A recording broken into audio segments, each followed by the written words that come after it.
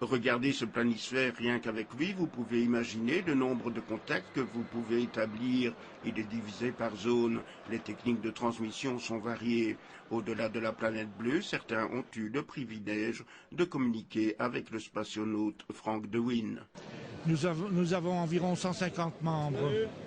150 membres qui sont principalement des anciens de la force aérienne belge et quelques autres membres qui sont associés aux anciens de la force aérienne belge par liens familiaux.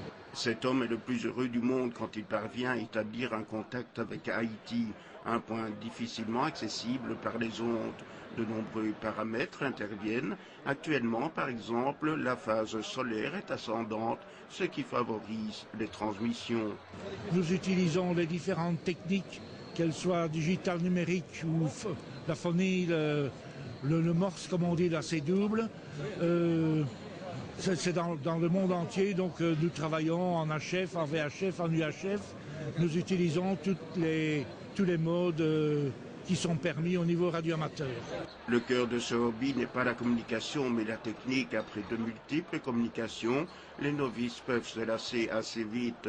Le radioamateurisme fait appel à des notions précises de mathématiques, d'électricité, d'électronique, de métrologie, de transmission, de propagation.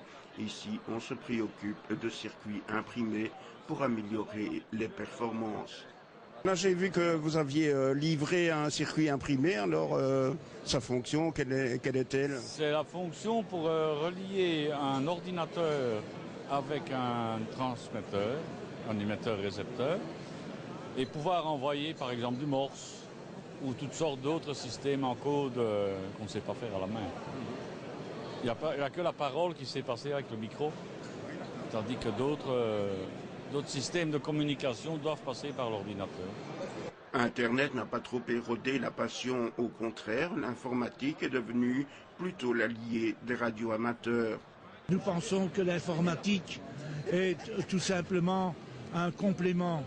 Je prends le cas, il y a quelques années, si nous voulions acheter du matériel, si un radioamateur voulait acheter du matériel aux États-Unis par exemple, ou dans un autre pays, il fallait d'abord soit téléphoner, écrire ou autre. Tout cela prenait beaucoup de temps.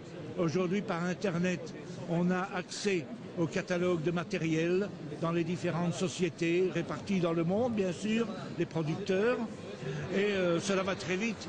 L'association de la Louvière fête son 18e salon et ne croyez pas que ces passionnés ne seraient pas utiles un jour. On espère que non, mais on ne sait jamais. Ici dans la région, on vient justement de mettre en route un relais qui tourne sur panneaux solaires.